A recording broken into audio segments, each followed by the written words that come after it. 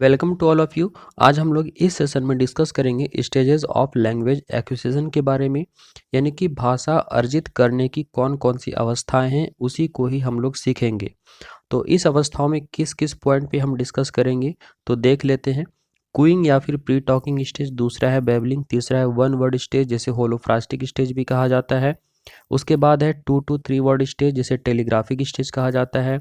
उसके बाद है लॉन्गर अटरेंसेस या फिर लेटर मल्टी वर्ड स्टेज जिसे अर्ली चाइल्डहुड पीरियड भी कहा जाता है।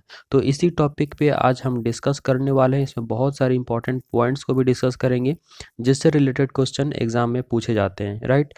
तो चलिए शुरू करते हैं। When human borns the native language is acquired through some stages, ठीक है, यानी एक बच्चा जब जन्म लेता है तो वह मातृभाषा को सीखता है या फिर नेटिव लैंग्वेज को वो सीखता है। और वो कैसे क्या करता है, एक्वायर करता है, इसे लर्न नहीं करता है, वो एक्वायर करता है। लर्न हो गया यानी सीखना, अधिगम करना, ठीक है। और एक्वायर हुआ वो अर्जित करता है बच्चा, जो कि चोम्स्की के अकॉर्डिंग एक एलएडी होता है। बच्चे के अंदर एक ऐसा हाइपोथेटिकल टूल होता है। एलईडी के बारे में आपने सुना ही होगा। ये एक ऐसा हाइपोथेटिकल टूल होता है जो कि बच्चे के दिमाग में फिट होता है जब वो बच्चा जन्म लेता है, यानी भाषा अर्जित करने की इसकी एक कैपेसिटी होती है।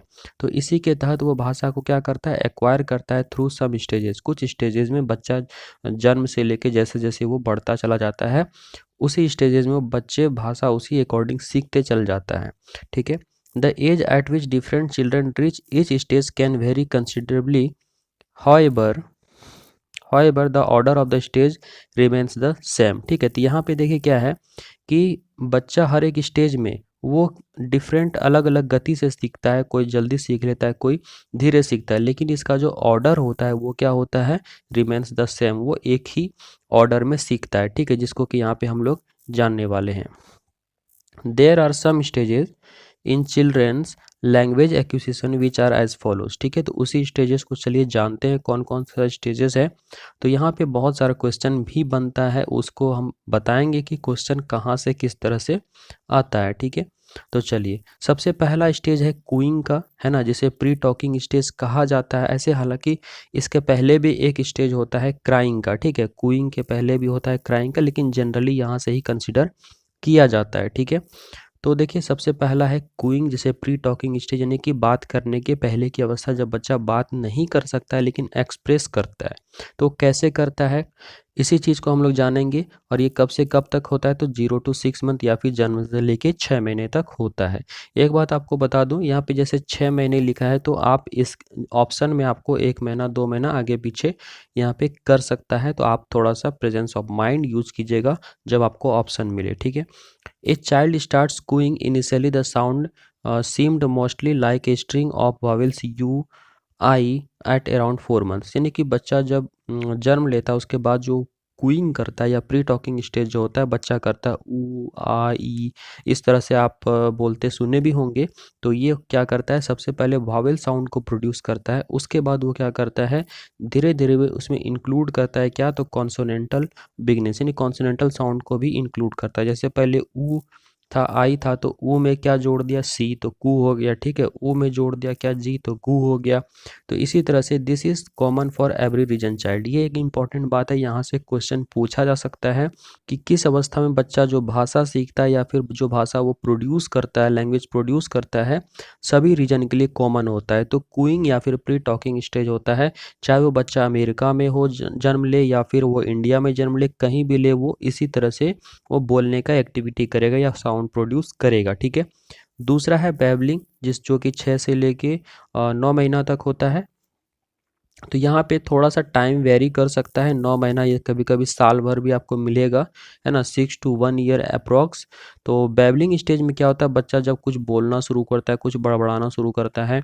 It is a stage in which an infant appears to be experimenting with uttering articulate sound but does not yet produce any recognisable words, ठीक है। यानी कि बच्चा यहाँ पे कुछ बोलने की कोशिश करता है, वो अपने तरीके से बना बना के, जो बड़े होते हैं वे समझ पाते हैं कि ये क्या बोलना चाह रहा है।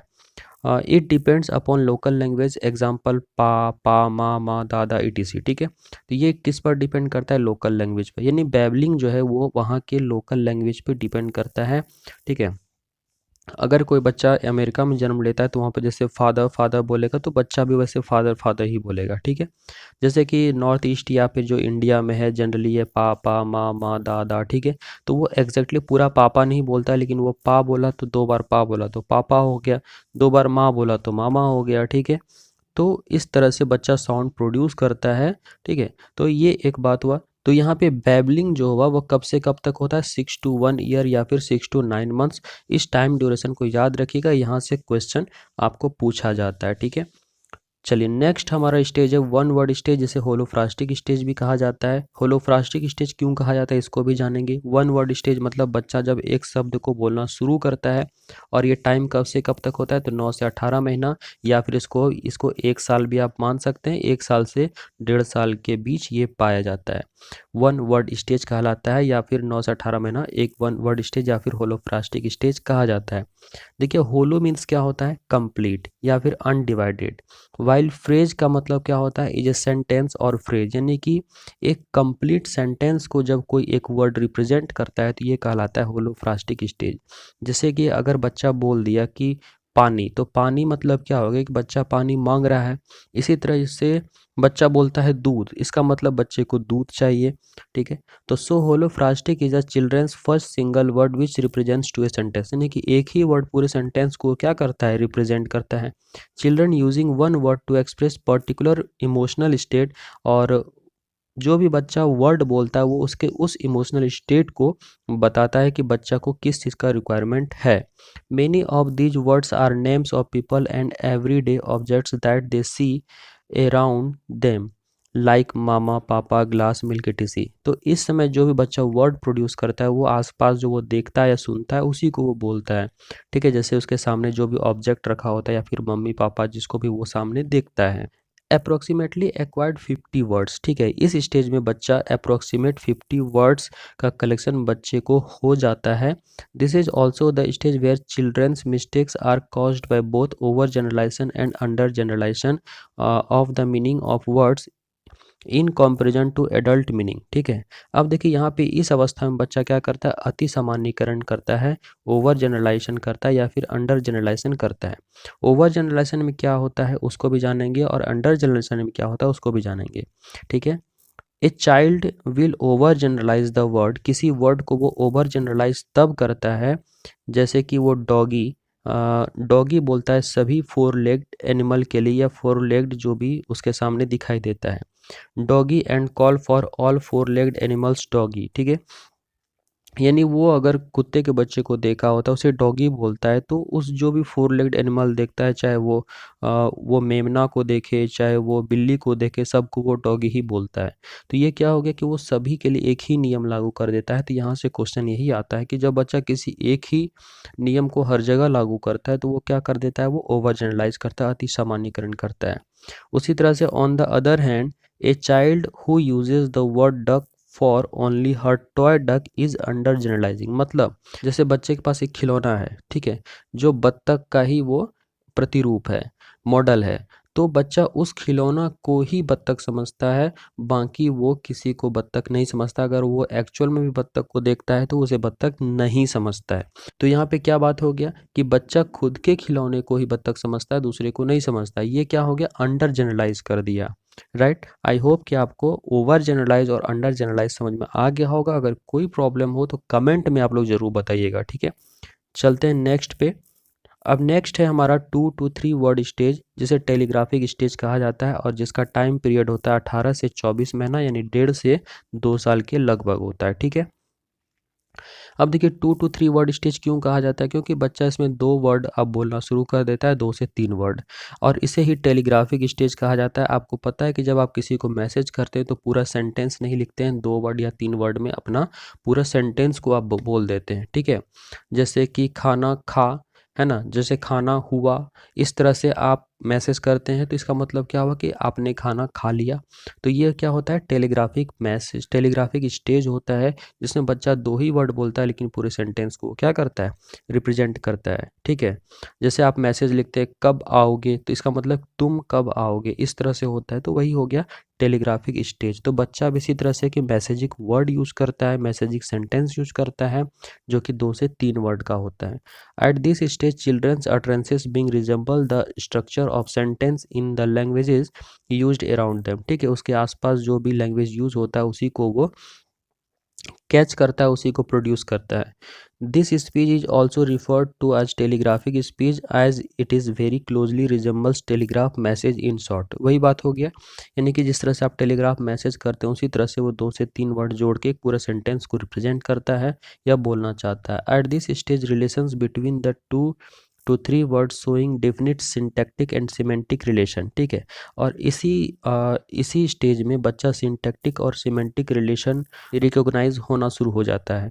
ठीक है, नेक्स्ट है child generally has an active vocabulary of some 50 words and start putting together words in 2 to 3 word utterances. जैसे कि देखिए, मम्मी खाना मतलब क्या हुआ कि मम्मी मुझे खाना दो, पापा जा मतलब पापा जा रहे हैं। इन this stage children starts imitating, यानी इस स्टेज में क्या करता है बच्चा इमिटेट करता है, नकल करना शुरू करता है, taking sentences said bye adults and uttering them. आप देखे होंगे जब आप बच्चे से दूर जाते हैं तो आप बोलते हैं बाय बाय, तो बच्चा भी बाय बाय करता है। आप अगर हाथ को अपना ऐसे हिलाते हैं तो बच्चा भी वैसे ही हाथ को अपना शेक करता है, हिलाता है। ठीक है, अब देखिए यहाँ पे एक चीज़ था सिंटैक्टिक एंड सिमेंटिक, तो इसको भी समझ लेते हैं ये क्या होता है। देखिए सिंटैक्टिक या फिर जो भी इसको सिंटैक्स भी समझ सकते हैं। Syntax is the grammatical structure of words and phrases to create sentences, it does not requires meaning of the sentence. ठीक है, इसमें क्या होता है कि जो भी सेंटेंस का स्ट्रक्चर होता है वो ग्रामेटिकली तो ट्रू होता है बट मीनिंग के अकॉर्डिंग वो ट्रू नहीं होता है। जैसे कि कॉज ड्रिंक मिल्क, तो आप ही बताइए क्या है, गाय दूध पीती है या फिर गाय दूध देती है। तो यहाँ पे जो भी है यहाँ पे बताया जा रहा है कि कॉज ड्रिंक मिल्क, ग्रामर के अकॉर्डिंग ये सही है क्योंकि ये प्लूरल सब्जेक्ट है, प्लूरल वर्ब भी यूज़ किया गया है, ये फिर ऑब्जेक्ट है। ठीक है, तो ये अगर हम ग्रामेटिकली देखें तो ग्रामेटिकली बिल्कुल करेक्ट है, लेकिन अगर हम एक्चुअल मीनिंग समझे तो गाय दूध पीती नहीं है, गाय दूध देती है। ठीक है, तो ये हो गया सिंटैक्टिकली बिल्कुल करेक्ट है। लेकिन अगर सिमेंटिकली देखें तो सिमेंटिक में क्या होता है कि ग्रामेटिकली तो ट्रू है लेकिन उसको मीनिंगफुली भी वो ट्रू होता है। दूसरी तरह यहाँ पे हम देखें the study of meanings of the words for the study of meanings of sentences with structure, example cause give milk. अब यहाँ पे देखिए बिल्कुल सही है, प्लूरल सब्जेक्ट है, प्लूरल वर्ब है। ठीक है, फिर ऑब्जेक्ट लगा हुआ है तो कॉज गिव मिल्क बिल्कुल सही है। It is correct according to syntax as well as, साथ ही साथ मीनिंग और सिमेंटिक। ठीक है, अगर मीनिंग के अकॉर्डिंग या फिर सिमेंटिक अकॉर्डिंग ये सही है तो इसका मतलब क्या है, स्ट्रक्चर तो सही है, साथ ही साथ उसके साथ मीनिंग भी सही निकलेगा। तो एग्जाम में जो क्वेश्चन आता है यहाँ से आता है कि अगर मीनिंगफुली कोई सेंटेंस करेक्ट है तो वो क्या हो गया, किस रूप से सही है, तो सिमेंटिकली सही है। अगर आपको बताए केवल ग्रामेटिकली ट्रू है तो वो किसके अकॉर्डिंग सही है, तो सिंटैक्टिकली या फिर सिंटैक्स के अकॉर्डिंग क्या है, वो ट्रू है। तो इस पर क्वेश्चन ऑलरेडी आ चुका है। ठीक है, तो आप लोग इसी तरह से प्रिपेयर कीजिए। अगर कोई भी डाउट हो तो कमेंट आप लोग ज़रूर कीजिएगा। चलिए नेक्स्ट में देखते हैं। देखिए नेक्स्ट जो है आपका लॉन्गर अटरेंसेस या फिर लेटर मल्टी वर्ड स्टेज, जैसे कि अर्ली चाइल्डहुड पीरियड या आफ्टर 2 इयर्स कहा जाता है। ठीक है, जो कि 2 साल के बाद शुरू होता है, 2 ईयर प्लस। तो देखिए दोस्तों ये वाला जो लॉन्ग लैंग्वेज को सीखने का सबसे बेहतर स्टेज होता है, सबसे बढ़िया होता है। इसी समय बच्चे को लैंग्वेज रिच इन्वायरमेंट देना चाहिए। जब बच्चे को आप कोई भाषा सिखाना चाहते हैं तो यही स्टेज होता है जब बच्चे को आप उस समय ज़्यादा से ज़्यादा एक्सपोजर का मौका दीजिए। तो देखिए इसमें क्या है, eight this stage vocabulary increases very fast, है ना। ये स्टेज ऐसा होता है जिसमें वोकेबलरी बहुत ही फास्ट होता है ना। वर्ड कलेक्शन ज़्यादा तेज़ी से होता है with many additions every day, है ना, क्योंकि वो हर दिन बच्चा कुछ ना कुछ नया वर्ड को सीखता है। There is a great variations among children, ठीक है, और यही समय होता है जिसमें बच्चों में बहुत सारा चेंजिंग, बहुत सारा बदलाव आता है भाषा सीखने में। Seems to understand everything said within hearing and directed to them, और वो जो भी सुनता है या फिर उसे जो भी दिशा निर्देश दिया जाता है वैसे ही उसको वो फॉलो करता है। Between the age of 2 and 4 they acquire various grammatical forms. ठीक है, 2 से 4 साल के बीच में बहुत सारे ग्रामेटिकल फॉर्म्स को भी एक्वायर करता है, जो कि क्या होता है, रफली सेम ऑर्डर में होता है। Most children acquire these forms in रफली सेम ऑर्डर।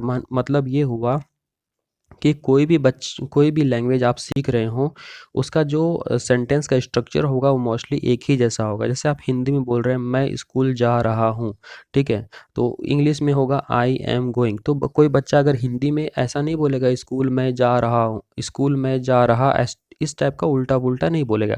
वो रफली सेम ऑर्डर में ही बोलेगा। उसी तरह से इंग्लिश में I am going to school, ठीक है, ऐसा नहीं बोलेगा कि स्कूल आई एम गोइंग, है ना, इस तरह से नहीं बोलेगा।